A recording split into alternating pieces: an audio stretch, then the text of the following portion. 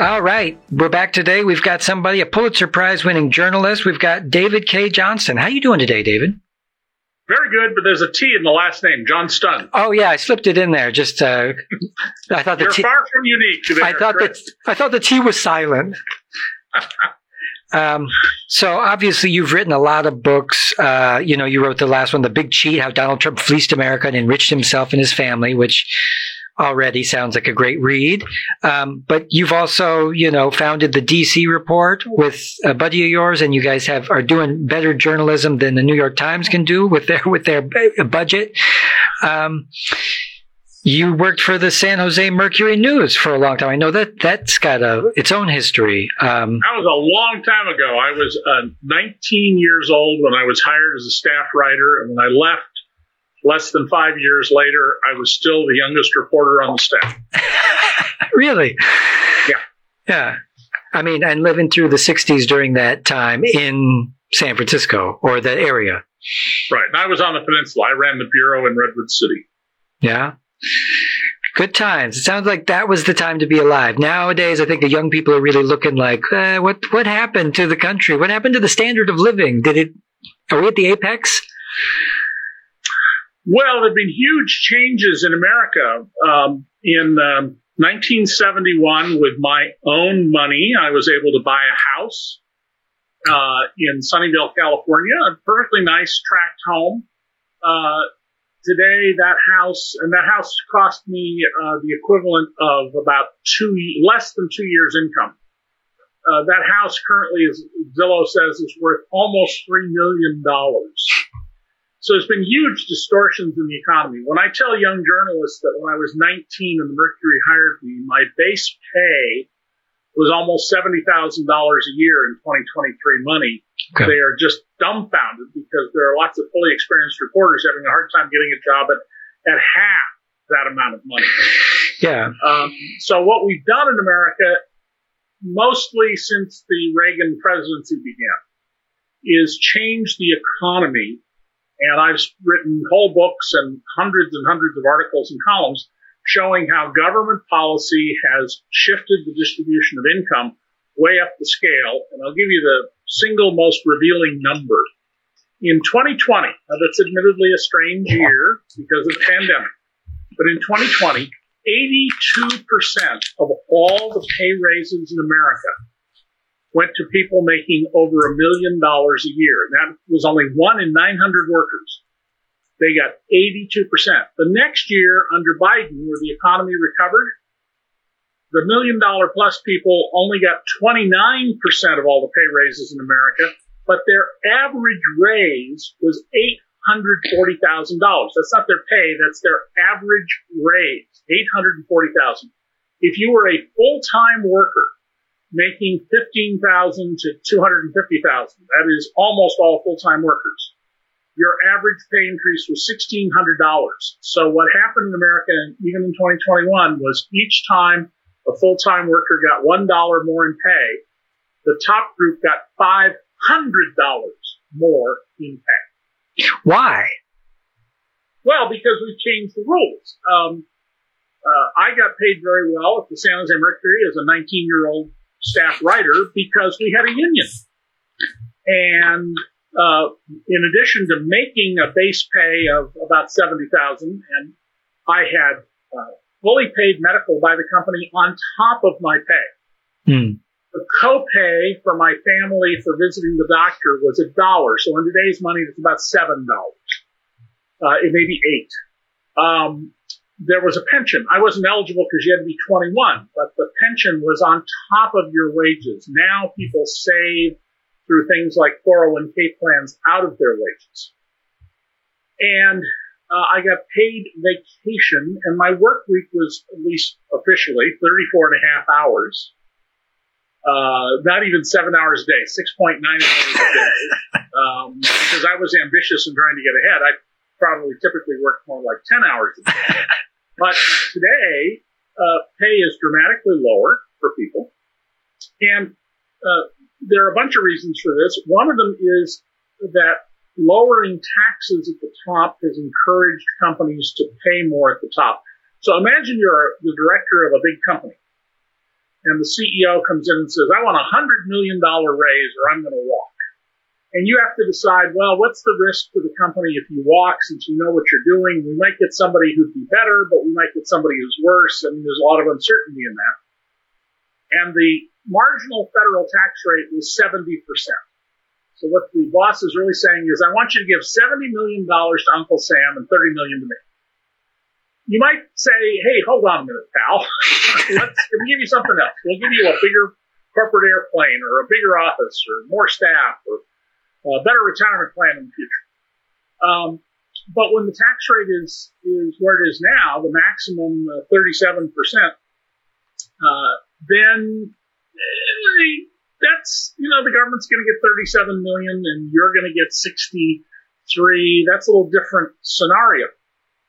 And wage growth in this country for years has been concentrated in the top 10% and especially the top tenth of 1% of workers, and that's because of these government policies I've spent years digging out of the public record. Secondly, we've created massive subsidy programs. My book, Free Lunch, the second book in my economics trilogy, the best-selling of all my books domestically, documented how there are whole companies and industries in America that get all their profits from hidden subsidies. And one of the things about understanding these subsidies is if you could just get a penny a day, Chris, from every person in America, you know how much money you'd have at the end of the year? Enough to buy some fancy clothes. $1.1 billion. $1.1 billion. So I did a piece years ago showing how the oil and gas pipeline industry collects, by my measure, 3 pennies a day, $3.3 billion from everybody in America to pay their corporate federal income tax, even though under a law signed by Ronald Reagan in 1986, they're exempt from paying this tax. But they not only collect the tax, but they collect what's called the grossed up tax. So imagine I want to give you a bonus and you work for me, and I say, I want to give you $1 million. If the tax rate is 35%, I have to give you $1.56 million to net to you after taxes $1 million. It's called the gross up rate. The rate's only 35%. You've got to pay taxes on tax. Well, so I wrote this piece that documented that the pipeline industry was keeping this amount of money.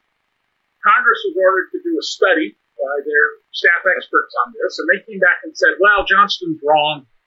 It's $2 billion a year.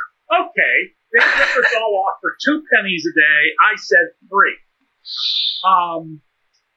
The important thing is that all that money goes to 175 companies, and it doesn't even go to the shareholders of those companies. It goes to the controlling owners and the managers because of the way the pipeline company's structure is layered. This money is peeled off by the controlling families or executives.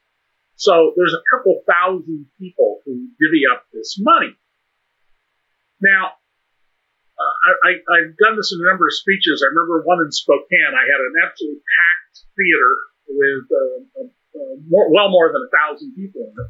And I explained this to them, and I said, so here's what I want us to do. We're going to set up a table out in the lobby when the talk is over. We're going to take donations. I want you to all sign up. I'm hoping you'll donate at least $25. And we're going to hold a demand march tomorrow. Stop the 3 penny a day ripoff. Everybody laughed because nobody's going to put any time into stopping being ripped off for 2 or 3 pennies a day. The problem is, as I show in Free Lunch, and the third book in the trilogy, The Fine Print, which is about monopolies and restraining competition, this is going on all over. So a penny here, a nickel there, $1 somewhere else, and pretty soon a handful of people are very rich because of these mechanisms government has put in place to silently reach into people's pockets, take money out of their pockets and redistribute it to a very narrow group of people because they have a highly, highly, highly concentrated interest in getting Congress and the regulatory agencies to write the rules for their benefit. And one of the best examples of this, and it relates to the pipeline companies in particular, is a federal agency called the Federal Energy Regulatory Commission. So during a long period of years under Clinton and George W. Bush, when the federal workforce was either frozen or shrinking. FERC kept adding people at a tremendous pace. Well, FERC is a federal agency. The president appoints the members of the commission, but the agency is not funded by the taxpayers. It's funded by the very industries it regulates. And the energy companies, the electricity utilities, the transmission companies, the pipeline companies, et cetera. And the people who are appointed to the commission by both Republicans and Democrats are almost always former executives or lawyers to that industry. The only consumer advocate, real consumer advocate, Donald Trump got rid of the day he assumed office. But the guy only had one vote anyway. He could have just left him there. He was immaterial. And I have referred to the chairman that Trump put in, who was the CEO of a big British-owned electric utility in America, as a sightless sheriff. There's wrongdoing that I've thoroughly documented going on right in the public record. And all I have to do is read the public record. Boring stuff, but if you read it, there's descriptions of what are absolutely illegal conduct, price gouging conduct. Yeah. And the answer is always, well, the people complaining about this missed a deadline, or the market corrects these errors. We don't need to do anything. If we declare a market, then whatever the market produces is a market result. Of course, markets, Chris, all have rules. And if the rules of the market basically rig the game on behalf of the providers against the consumers, then no, that's not what we think of in Adam Smithian terms as a market. And there's so much of this. I mean, I filled the whole book with it. I'm contemplating in the future writing a second book, documenting the stuff, because after it came out, there was so much more I found that shows the same thing. And, as I said, if you could get everybody in America to give you a penny a day, at the end of the year, you'd have $1.1 billion. Yeah, I think that's the Superman 3, the whole thing where they rob, they take pennies off of every transaction and get rich. Classic, there's like. Also there's a movie with Whoopi Goldberg on that. Oh, really? Yeah. Not a bad idea if you're an evil, asshole. But have they always historically been this badly regulated? Or has this been something that increases with time? No. What's called regulatory capture was an idea devised by University of Chicago economists in the mid to late 50s, close to 1960. 50 years ago, I was studying PhD level economics at the University of Chicago on a fellowship for 2 quarters. And regulatory capture is the notion that you and I don't have any interest in what the Public Utilities Commission or the Federal Energy Regulatory Commission or anybody else is doing. But the people who are being regulated have an enormous interest, so they try to capture the agency. And that's a big part of what the news organization I co-founded, I no longer run it, I contribute to it, the BC Report. We would alert people to how the government regulatory system is facing another issue that will damage your interests. And, one of the things we learned is that a lot of the public don't care. I mean, why would you care if somebody takes another dime out of your pocket every day? It's just not enough money to get your attention. And furthermore, by design, these things are all done in incredibly complicated ways that are hard to understand. It took me years of work to write Perfectly Legal, my best-selling book on how the income tax system and other tax systems really work as opposed to what we all think, which has very little to do with how they really work. Same thing with free lunch. I mean, everybody in America pretty much who pays any attention knows today that your tax dollars help build about a third of Walmart's and lots of Lowe's and Home Depot's, but they didn't know that until I wrote my book. I sort of get annoyed when people write a book, now or an article and they act as if it's a new discovery or people just know this. It's like, I'm sorry, I spent years on this, Yeah. And the idea of regulatory capture goes all the way back to, who would you say, Cleveland or somebody? When the business people came together and they said, oh, now we can take over. And he said, get out of here. Never talk like that inside the Oval Office. Yeah, it wasn't Cleveland. What happened is that Chester Arthur, the vice president, came out of Tammany Hall in New York, became president. because his president, Harrison, died very shortly after taking office.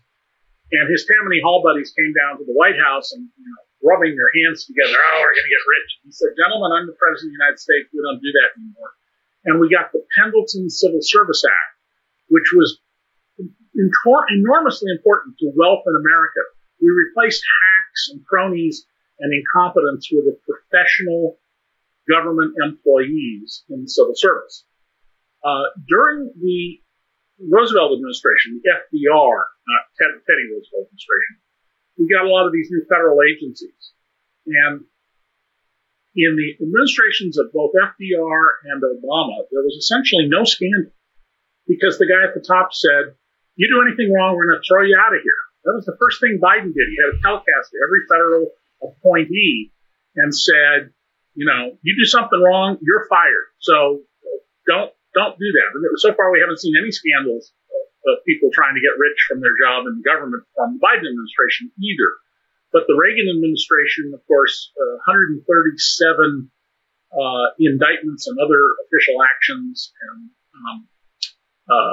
same thing with Trump, which is a big part of my book, 2 of my 3 Trump books.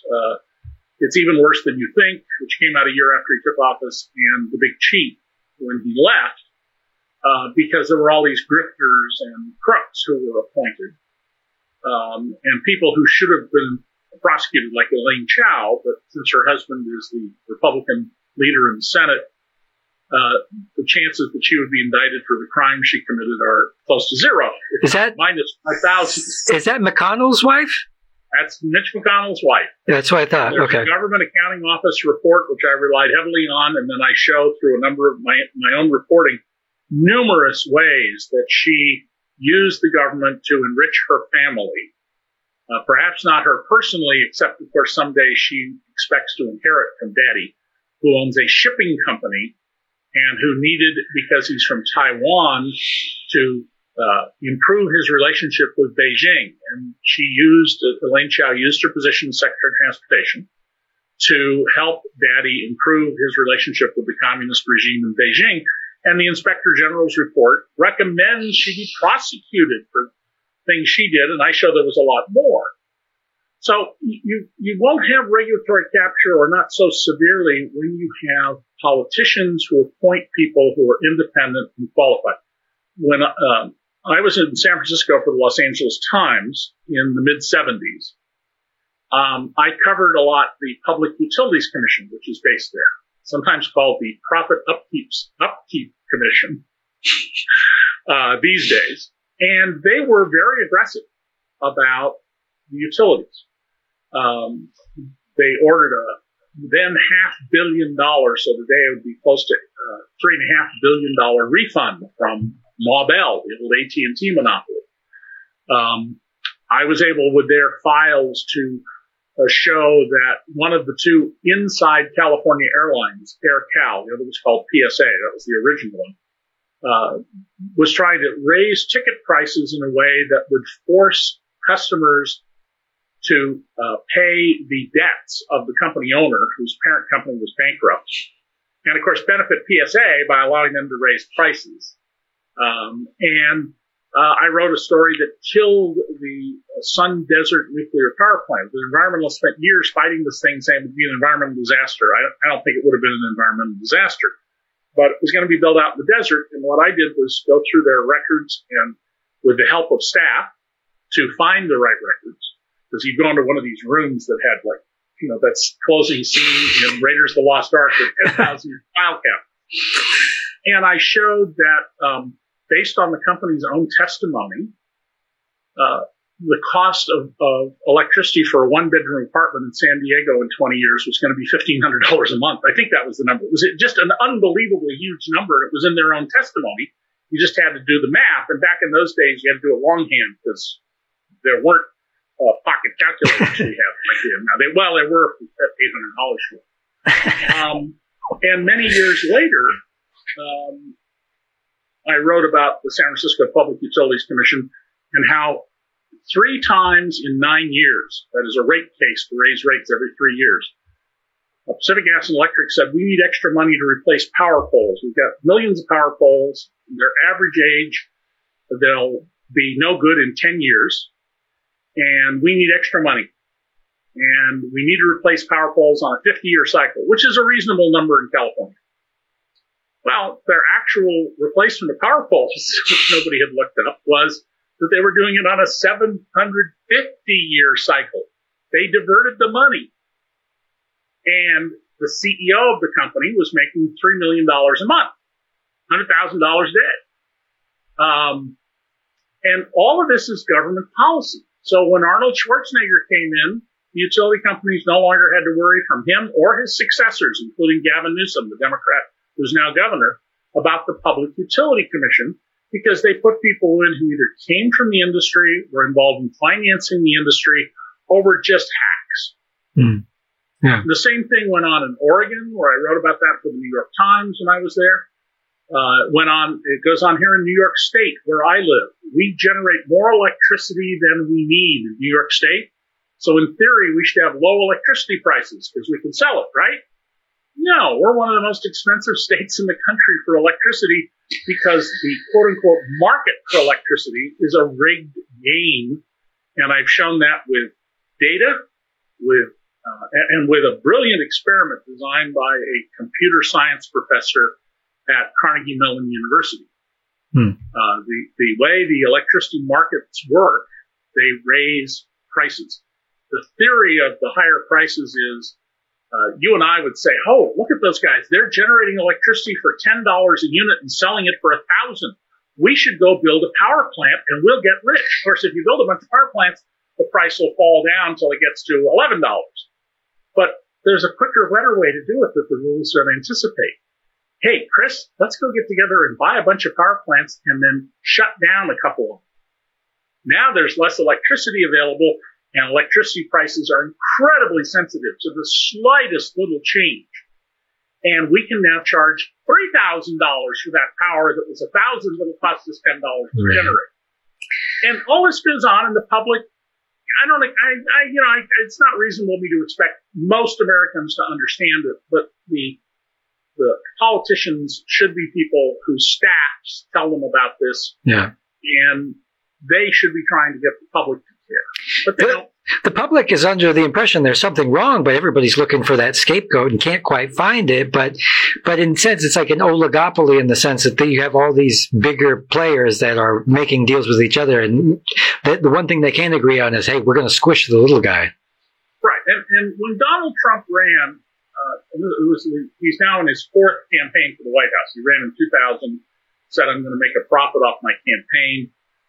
Didn't go anywhere, but he probably made some money off it. But then he ran in 2011 to 2012, and he was treated as a serious candidate by the politics reporters, whose job is to cover the horse race, not to cover policy or anything else, the horse race. And when he announced, as I predicted he would do, and Lawrence O'Donnell on MSNBC predicted, we're the only two national figures who said this, but we were in total agreement, that Donald would drop out of the race because he was really running for a new contract for his TV show with NBC, and he wanted more money.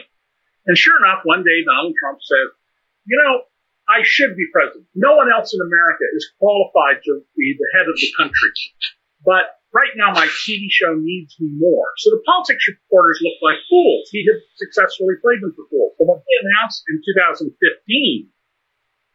I realized he could get to the White House, and I dropped everything I was doing to work 24/7 on him, started DC Report, wrote 3 best-selling books, 2 of them international bestsellers, and one of them won the British Political Biography of the Year award, because I could see what would happen.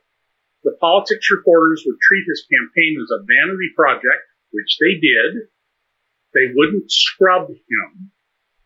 The big newspapers historically scrubbed presidential candidates. The LA Times scrubbed the Clintons, for example, deeply.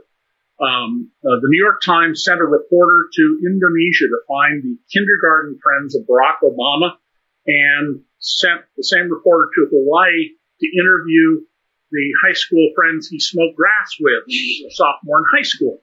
I mean, really thoroughly scrubbed these people. Donald Trump wasn't ever scrubbed. And when I told one of my former editors of the New York Times, you guys are really missing this. You're missing his deep involvement for years with a major international cocaine trafficker for whom he did extraordinary favors that make no sense whatsoever unless they were in the cocaine business together, and then everything he did makes absolutely perfect sense. And it's in his own words. I mean, I have his own words. I have his written letter. I have the confession by the drug trafficker. I have all the public record. This isn't, you don't need any opinion for this. Just put that in the public record and people will see that what happened. And this editor, who I have generally great respect for, said to me, David, when was this? And I said, basically all the 80s. Oh my God, that is so long ago. And I go, excuse me, this is somebody to see who Barack Obama went to kindergarten with in the 60s. And secondly, you know, he said, we don't need to do this. Everybody knows Donald Trump is a crook. And I said, no, everybody in Manhattan knows Donald Trump is a crook. People in Keokuk, Iowa, and Pumpville, Texas, an actual town of 2 people, they think he's a business genius. Oh, that's ridiculous. And I went, no, it's not. You're in a bubble there. You don't know him like I do. I've known him for 35 years. And, you know, interviewed him many, many, many times. You know, he said he hates me more than any other journalist in the world. Really? and, you know, because I deal with facts, not his mark. And so the next Sunday after this conversation with this editor, what was the lead Sunday story in the New York Times, or the centerpiece story? And the most expensive, the most valuable real estate in journalism in the whole world is the front page of the Sunday New York Times. And the middle of the page was filled up with what Hillary Clinton was doing in the 1970s in Arkansas, which was to help poor children get a better education. There was no coverage like that of Trump. Not a bit. Now, after he got in the White House, coverage was better, but it's still to this day, politics journalists do not understand that Donald Trump is not a politician. He is a con artist. He's the most successful con artist in the history of the world. I admire his skill as a con artist. I've exposed lots of con artists over the years. Nobody else I've ever covered is on his class, and he's really good at it. And journalists continue to treat him like he's a politician who just sort of is a little off kilter. No, he's a criminal. And you need to understand he's a criminal. And you need to understand, you know, who he is. This is a man who says, I'm a Christian. There's so many things in the Bible I love. Like, I couldn't cite one of them to you because there's just too many. And then he's asked by a radio reporter where I live in Western New York, and we have the link to the recording is in one of my Trump books. He asks him, well, all right, as a Christian, when was the last time you asked God for forgiveness? And Trump's voice goes sort of quizzical. He says, ask God for forgiveness? I mean, I've never asked anybody for forgiveness. Why would I do that? I've never done anything in my life that requires asking forgiveness. Oh, what more do you need to know? The true and virtuous Donald. Yeah, I mean, this goes all the way back to 1880. Can you give us a brief history of how far back does it go again? In 1885, Donald's grandfather, Friedrich, turned 16, which made him subject to Bismarck's draft. And if you were drafted back then in Germany, you might not be freed until you were so old you were useless, not just as a fighter, but even to clean out horse stalls. So you might be in your 50s. So lots of young men with gumption got up and left Germany. Friedrich came to America. He followed the advice, I don't know that he knew it, but he followed the advice of Horace Greeley. Go west, young man. Went to Seattle. Pretty soon had a restaurant. And behind a curtain in the restaurant, there were what were known in the day as sporting ladies. He then, when the word got around that the Rockefellers were going to do a big mining operation in Everett, Washington, not that far away, he moved up there and went into the same business of having women available. And then when the gold rush came, he went to the Yukon Territory. He literally built a hotel on land he didn't own, but this was not a hotel for sleeping in the sense of dream time. And when the Royal Canadian Mounted Police showed up to provide some law and order, he liquidated and left. He went back to Germany.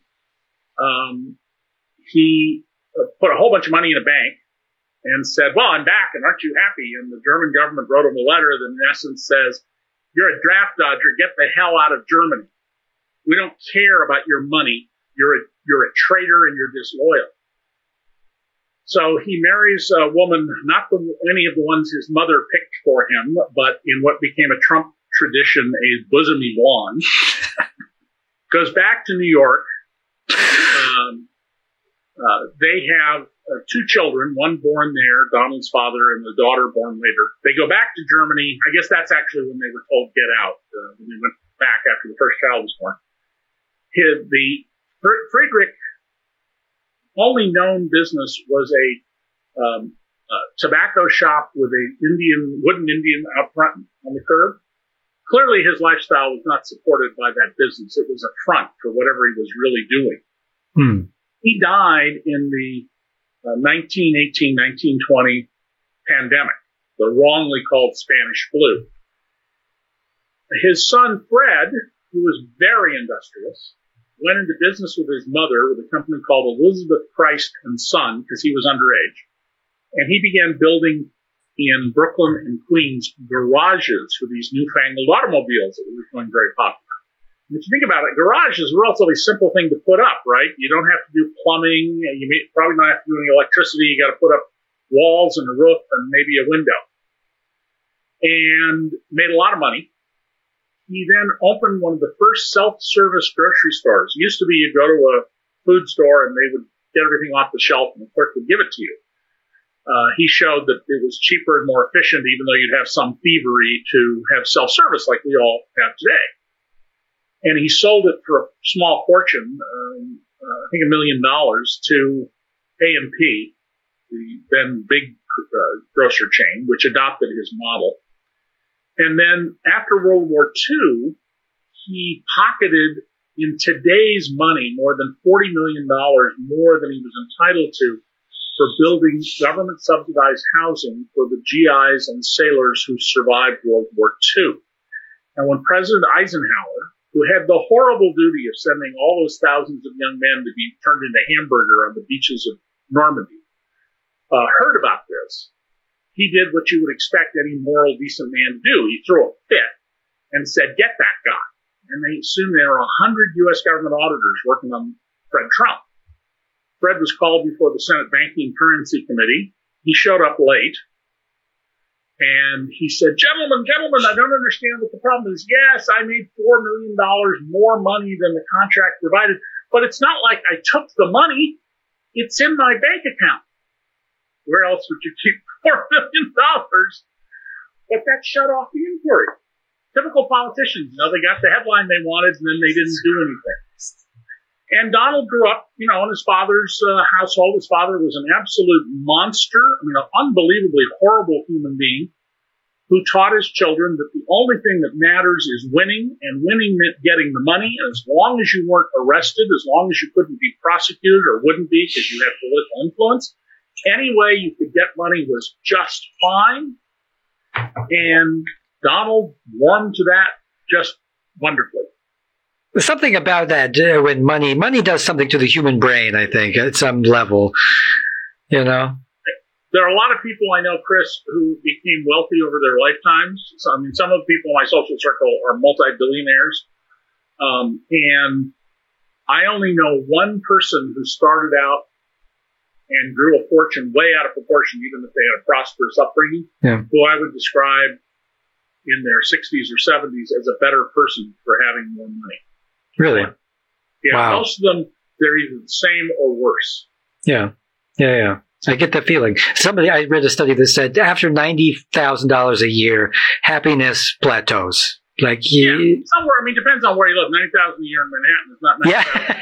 Right. But once you've reached a certain level, and there's lots of behavioral economics research, people get asked, would you like to live in a society where everybody, including you, makes $200,000 a year? Or would you like to live in a society where everybody makes $125,000, but you make $200,000 a year? And people overwhelmingly choose the $200,000 because they want to think they're better off than other people.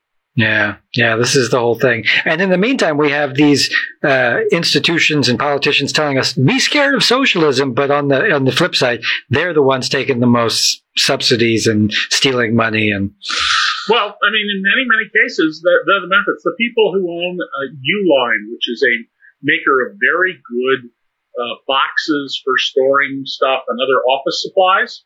It's a variation of their name spelled a little differently, but the company's Uline.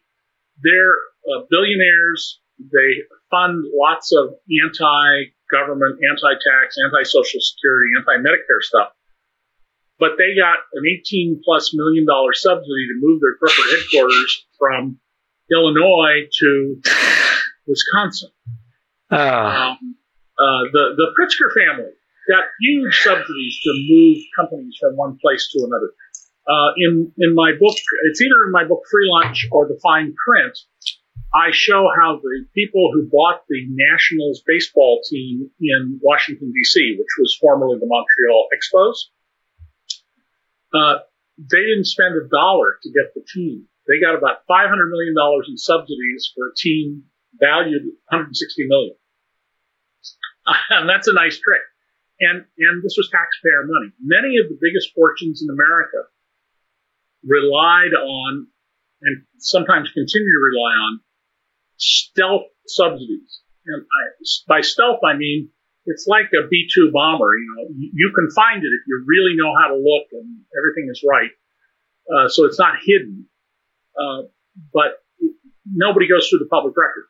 Back 11 or 12 years ago, it's 12 years ago, I broke the story that in 20 states, companies have made deals with the government to keep the state income taxes withheld from their workers' paychecks. This went on for 20 years, and I called up David Bernori, a lawyer who at the time was the editor of State Tax Notes. I used to be a columnist for Tax Notes. There's 3 publications every week, federal, international, and state tax notes. They total about 200 pages of journalism every week. That's how big the tax business is. No ads, all paid for by subscribers. And I called David up, who is journalistically, no one is in his class on state taxes. And I asked him about this. He said, I just learned about this yesterday. So it was the day after I learned about it. And we were like, how could this have gone on since 1989 and nobody knew? Well, because the states treated the contracts these companies got, Ford, Mitsubishi, Continental, the German tire maker, Google's, one of Google's divisions, Fox News got these deals. They treated them as confidential tax matters. And so nobody knew that they were doing this. And think about that. The only company I could find that told its workers about it was General Electric. General Electric needed to update its jet engine factory in Ohio. They said it would cost $100 and some million. 92% of the cost of upgrading that factory came from the taxes withheld from their workers' paychecks. So the workers are paying for this. The company says it told its workers. I talked to some people who worked there who said, what are you talking about? So they may have told them. It doesn't mean that they really knew.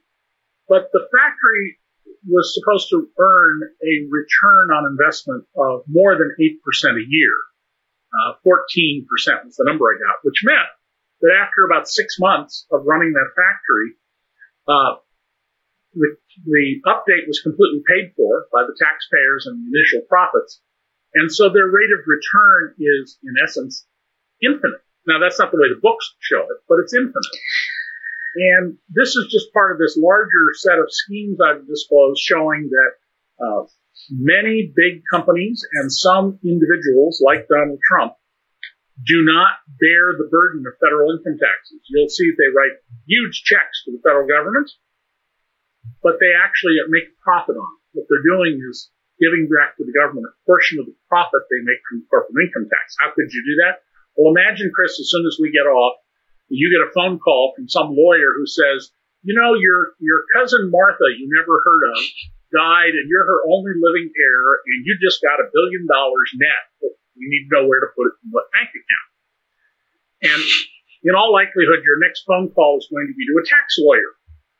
And the tax lawyer will tell you the following. This is no secret. I mean, everybody in the tax business knows what I'm going to tell you, but the public doesn't.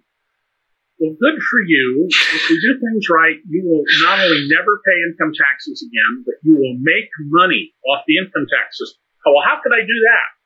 We're going to put you in investments that will defer the taxes you owe right now on the dividends and other income from investing your money 30 years. The taxes won't come due for 30 years. And by the way, there's no interest during that 30 years. So the government's going to loan you the taxes you owe at zero interest. And you're going to reinvest that money. And at the end of 30 years, even after you pay the tax, you will have, depending on how well we do, somewhere from 2 to 10 times as much money as if you just paid the tax this year and went on. Oh, wait a minute. I'm a worker. I get a well-paid worker, but I'm a worker. Can I do that? Well, for starters, you're going to need to be able to pay your lawyer $1 million a year and then your accountants. And you're going to have to do this not with labor income, but with certain kinds of investments. So no, it's a perfectly, this is what critical theory is about. On the surface, it's a perfectly fair system. Anybody can do what I just described, provided they start with $1 billion. Right. Anybody can jump over this hurdle as long as you have stilts on. Right. Yeah. And then the only thing that you keep mentioning, the public record, I think, well, wherever this public record is, we need a big neon sign with arrows pointing to it. It is an enormous, the amount of information that's in the public record is enormous. My lifelong fear has always been that I would read something and not recognize its importance. And it's happened to me a few times where I read right over something and it didn't mean anything to me. And later it turned out to be very important. One of my mentors was this great investigative reporter named Wallace Turner, who was he ran the San Francisco Bureau of the New York Times. And he was so highly regarded that he had a personal contract with the publisher that they had to keep him in San Francisco unless he wanted to move. I mean, I could never get a contract like that. Somehow Wally did. And Wally used to say to his acolytes, and there are a whole lot of us who he helped train and develop, he'd say, now listen, son, your job is to go into this great mountain of bureaucratic paperwork until you find that golden nugget of fact, which after you have extracted and polished it, will put your byline onto the front page of the morning newspaper. And that was the lesson, learn how government keeps records, learn what kind of records there are. And the other saying he would tell us was, son, if it's important enough to put in the newspaper or on the TV, somebody already wrote it down somewhere, and you need to find out who. And, if you think about that for a minute, plane crashes. By the time reporters get to the scene, there's already been a cop there starting to write a report. It's already been written down somewhere. Right now, there is an airplane flying somewhere in the world that's going to crash because of a failure of a system. There's no way to go find that out until it happens. When Bernie Madoff was running his scam, if the guy who blew the whistle, he complained he went to the Wall Street Journal and nobody would talk to him because he sounded like a crazy person. But if he'd come to me, if he'd gotten lucky, he'd come to me or he'd come to my colleague Diana Henriquez, who wrote the definitive book on Madoff, we couldn't have proven what he did was a crime. We could have suspected at the high heaven, probably could have written a story that said, boy, what's going on here? But you had to have access to the internal records. So we only get to report the things we can prove. And the things that I know compared to the things I can prove are quite different. I'm not holding back the other stuff because of any reason except I can't prove it. I mean, you got to be able to prove it. Yeah, and you operate like that because if you don't, you would be sued or thrown out of journalism. And Yep. And I've watched a lot of my colleagues over the decades. I started out at the Mercury in '68 as a staff writer, teenager and a staff writer. Shocked the number of people like, what are you doing hiring this kid? And I've never been nicked, but I have friends whose whole careers ended. And one of them, I would argue, essentially his career ended over what wasn't much more than a comma that could be interpreted, the sentence differently because or with or without that comma. But I've seen people's careers just go by the wayside because they didn't quite have it. Any comment on Gary Webb? I thought you were going to bring him up. Gary Webb's problem was his editors weren't tough enough on him. There was I was covering the LAPD in the period that he wrote about. There were lots of drugs flooding LA and other cities from Central America, from Colombia by way of Central America. There was lots of corruption involving the cops and other officials, but he made leaps that were too big. And we now know, of course, that the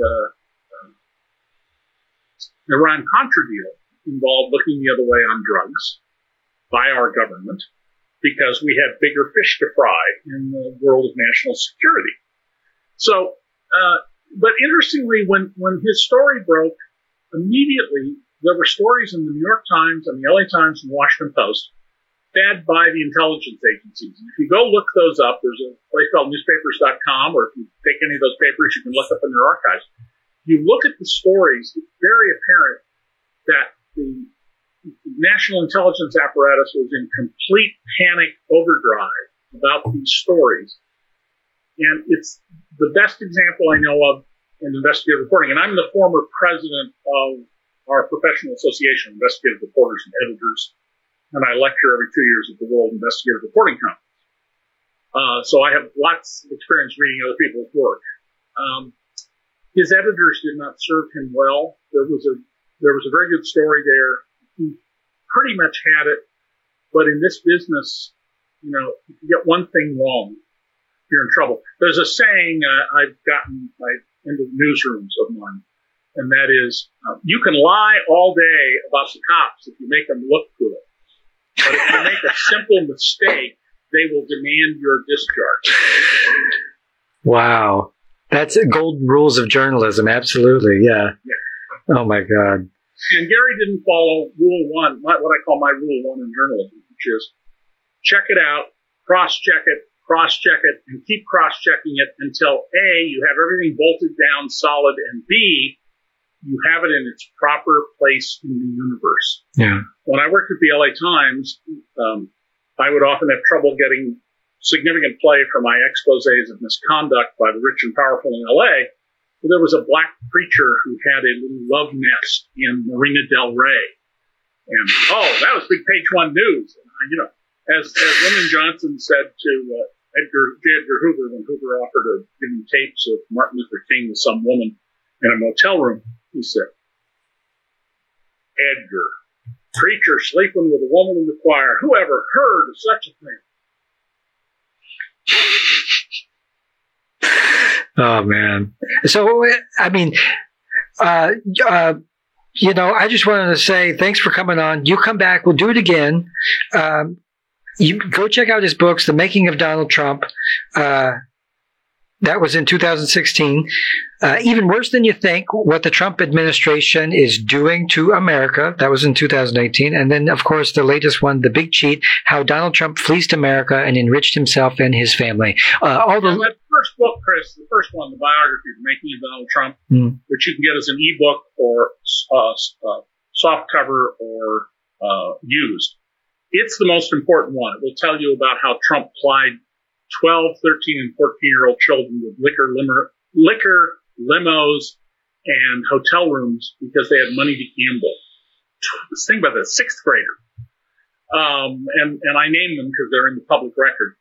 It'll tell you about his involvement in cocaine trafficking. It'll tell you about his farcical efforts to defeat an audit. And it'll tell you about the 2 times he was found to have committed tax fraud after he was tried for tax fraud. Not personally a civil trial, not a criminal trial.